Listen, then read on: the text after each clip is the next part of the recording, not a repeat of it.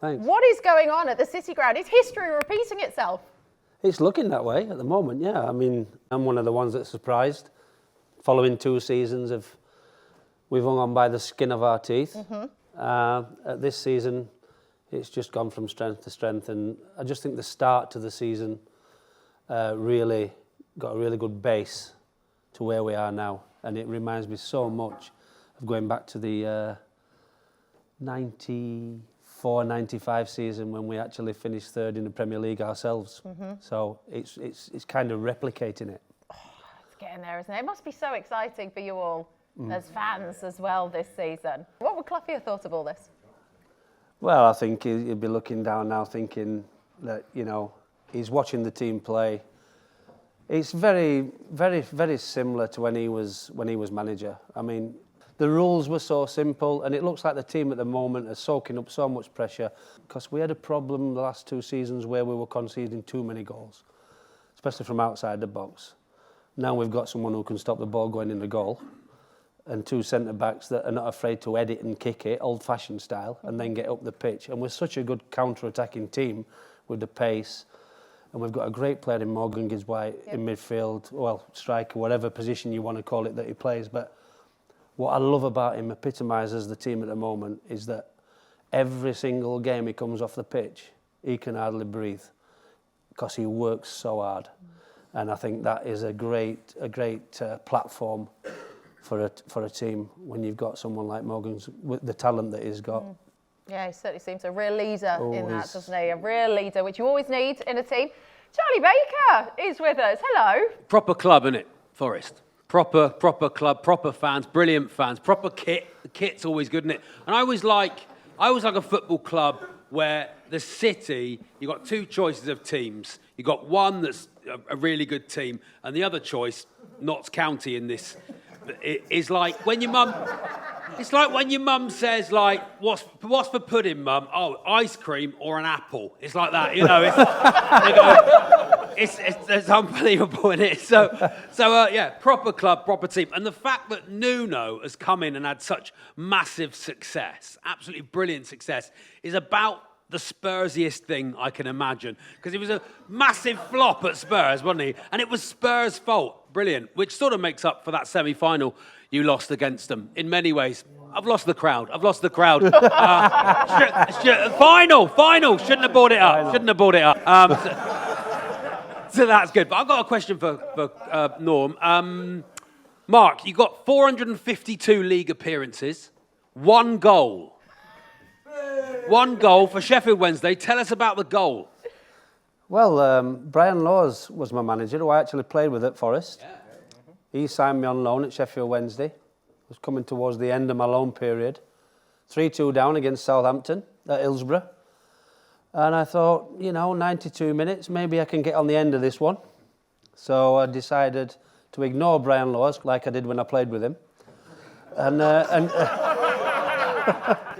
So yeah, I went up for the corner, and I had a young 17-year-old Southampton fullback who was just making his name in the game, called Gareth Bale, marking me. Wow. 17 years old. Oh. And I did actually say to him, well, look out, because there's a train coming. And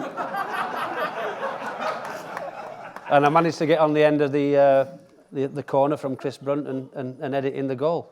The rest is history. With 3-3, the game ended, and got myself on the score sheet. Nice.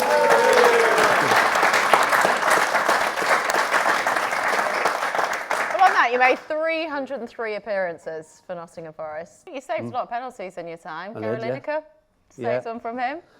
Remember that one? That was in the. I think there's three goalkeepers have saved a cup final in the 90 minutes of an FA Cup final. I was the second. I'm the only one to deny Matt Letizia 48 penalties. Yep. And then I famously saved 3 penalties at White Hart Lane in a shootout, and decided to run to the end of the pitch and try and do a Jurgen Klinsmann dive, which I wasn't in the right shape to do that at the time, I've got to be honest. But Alan Sugar actually sent me a bill for £50 for digging his pitch up when I actually landed. So yeah, it was just penalties. I often get asked why he's so good at penalties, and I just I'm a big believer in instinct. Go off your instinct. So I see all the names on the bottles and everything now, and all I ever used to do was try and delay the penalty taken as much as possible. Charlie, we're coming back to you. Chris Wood. It's amazing, isn't it? It's like a man's turned up, isn't it? It's like a welder's turned up to play with under 14s. It's brilliant, isn't it? He's a brilliant player, isn't he? He's just bossed the forward line all season, isn't he, Mark? It's one of those. I think Chris, he wasn't getting the start, for a long period of time. He was like coming off the bench a lot, and Awomny was like the major man. And then, but as a centre forward, you need to be in the team. You need to be playing regularly to get the best out of you. And since he's done that, and strikers are like goalkeepers in a way. Once they're hitting the back of the goal, there seems to be no stopping them. And it's whether it's confidence or whether it's being right place, right time. But it just tends to happen in periods. The same when they're not scoring goals, they're wondering where the next one's coming from. But he's a striker at the moment where he's in the right place, the right time. Everything he hits is going in, and long may it continue. But realise that classic nine. This is a bit of a broad, general question, but just because we want some stories about Cloughie, could you sort of pick out something for you that maybe you learnt from him or was sort of etched in your memory that kind of represents the type of character that he was? The first time I ever met him, I was playing because we never had academies back then. It used to be you play for Nottingham Forest Colts, ran by a fella called Mick Rayner, and then if you came through the Colts, you would become an apprentice or a YTS footballer. So I got through the Colts, and he used to come and watch because he wanted to see the young talent that was available. The first thing he ever said to me was, after a game for the Colts, he came up to me and he said, "Son, if you'd like to play football for me, I suggest you get your bloody hair cut." Because I used to. So what did I do the next day? I went and got my short back and sides. And then when I got in his team as a young lad, he had so many nicknames for me. But then I remember we were playing Coventry City at home. It was my third game. And he stood on the sideline and, rugby shirt, green sweater, blue tracky bottoms. And he's shouting over. We've actually got a corner up that end of the pitch.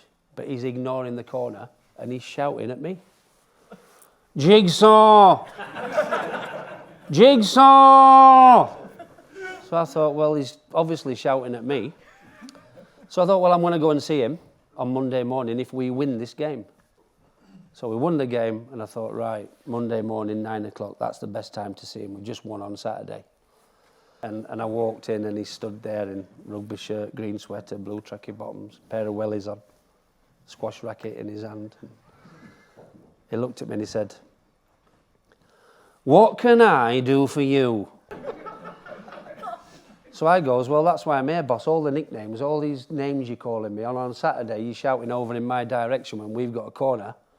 Jigsaw, why are you calling me Jigsaw?" He says, "Every time the ball comes in the box, you go to bloody pieces, son." And that has just stuck with me forever and ever and ever. I think it was his way of saying you're not very good at commanding your box. So yeah, all little things like that. He made me play for his son's Sunday league team, and they got fined 50 quid for playing a ringer, which was me, and then he took the money out of my wages at Forest to pay the fine. And it's like there's so many things where I just think he was such a psychological manager in his own right. Sometimes I think probably without even knowing it. But you only realise as you get older and you look back. I once signed a blank contract, stupidly, but because I signed the blank contract, it was the best thing I'd ever done because you could never do anything wrong after that, because I think that's the way he worked. Trust me, and then I'll trust you. It was something else, and there will never be another one like him, ever.